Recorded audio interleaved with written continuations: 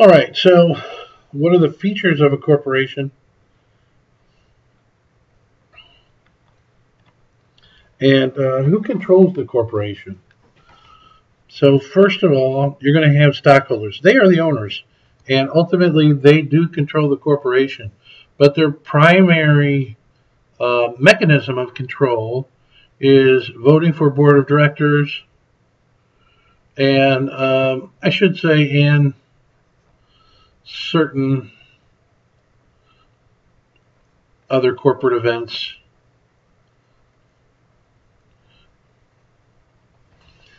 All right, so the stockholder controls at a very high level. Now, the board of directors may vote for stock issuances. So this one could be up here or up there, depending on the articles of incorporation. Dividend policy. The board appoints the CEO. That's rarely subject to a vote of the shareholders. The audit committee will be appointed by the board, etc. So these aren't directors, these aren't managers. Excuse me. So they act at a very high level. So they appoint the CEO, Chief Executive Officer, who's responsible for the operation and financial management excuse me, of the corporation. A Chief Operating Officer, which I think your textbook just kind of combines CEO and COO. Generally, the COO is responsible for the operation, providing the good or the service, and the Chief Financial Officer will manage the treasury and reporting function. Treasury has to do with cash, both payments and receipts of cash, and financing decisions. And then reporting is a control function, and it's what you're learning here. Oops. It's financial reporting. All right, and the reason we have these two separate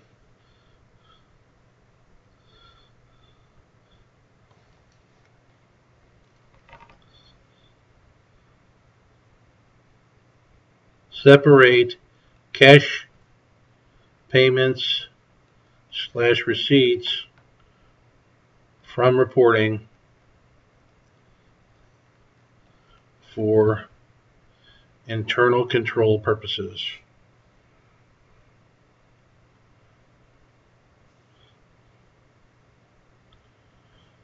And this is true at the largest and the smallest organizations.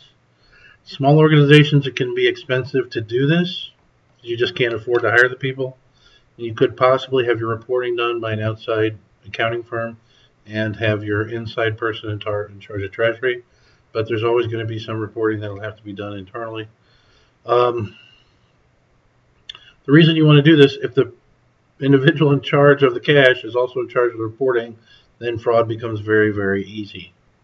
All right, things like embezzlement become very, very easy. So generally the treasury and the reporting function are separate from each other. All right.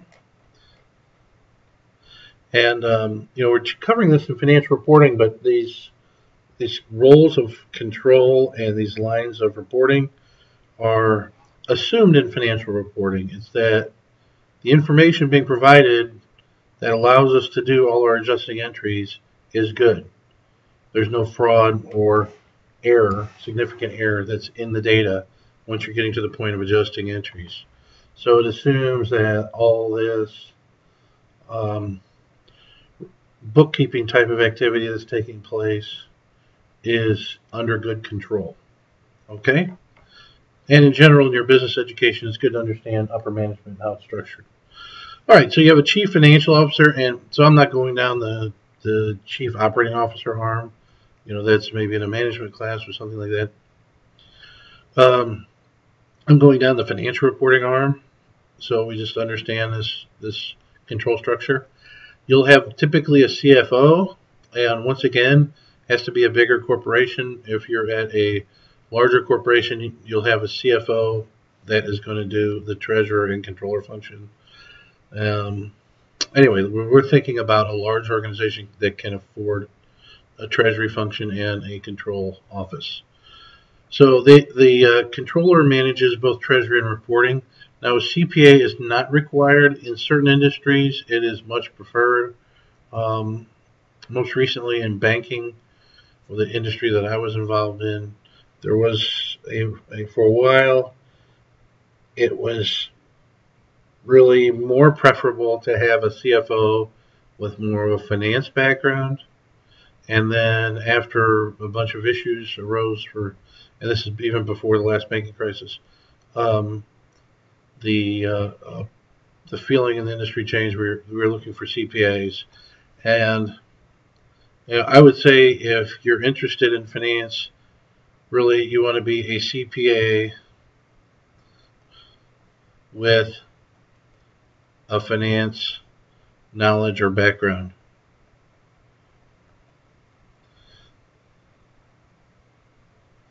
I think what the CPA brings to the table is not only this controller reporting aspect, but also the attitude of being skeptical, the attitude of, how can I say it, of being concerned with the execution of the control details and not taking those for granted. But you do need the finance background. You need to think about how to creatively structure your debt and equity in terms of, they call that corporate finance, the debt and equity trade-offs, how to creatively structure those things so that they minimize your cost of capital and maximize your stockholder return. So I would think the best situation, if this is a track long-term you're interested in, would be CPA, but take finance courses on valuation, finance courses on corporate finance, finance courses on derivative securities, and maybe have a background where you do some audit in that area, or you're with firms as a controller where you know those areas of reporting well. Because if you know those technical areas of reporting well, like derivatives accounting, the finances is a piece of cake. So the treasurer function, this will be like accounts payable, accounts receivable, so those are payments.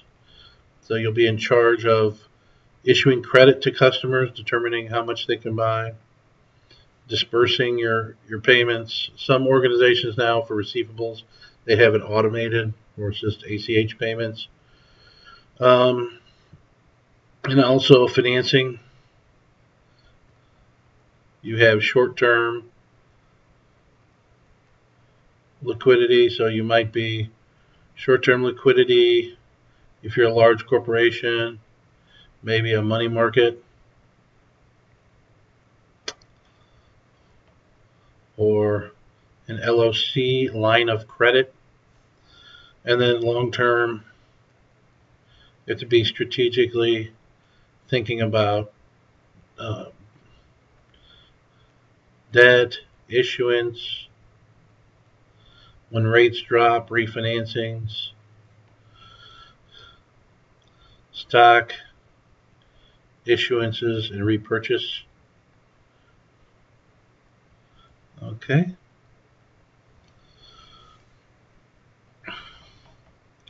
And the controller is reporting and internal control. If you're a public company, your first duty is to comply with GAAP and SEC requirements. So if you're a public company and you're in the control function, of course your reporting is going to comply with GAAP, but also you have to ensure that your other activities meet SEC requirements, and this is where you might interface with the treasury function. So if you're going to have a new stock issuance, there might be, or debt issuance, there might be certain SEC requirements you have to meet. There are also SEC requirements on executive compensation, and you have to have certain disclosures. So you'll be involved in treasury functions as an advisor to meet with compliance activities related to the Securities and Exchange Commission. Okay, so that's financial control in a corporate entity, especially a large corporate entity. Shares of stock. This is kind of a crazy thing. Here you are. You're giving money to a corporation,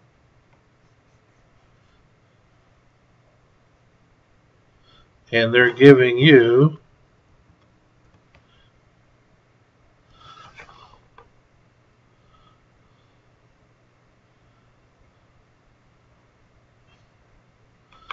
stock back. What does that mean? Today it's just an entry in an electronic system. And what do you hope to get? Well, down the road, you hope to get more money back than you invested. This is capitalism. You invest your money, you get a right, and you hope. So this is today, you get your share, and you hope later you get more money. All right, so here are the stockholders' rights that are widely known and generally assumed. All right, so voting. One share, one vote.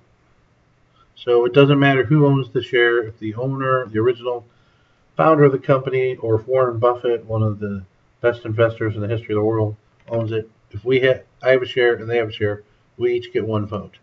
And similarly with dividends, if dividends are $2 a share, we all get $2 for every share. Okay.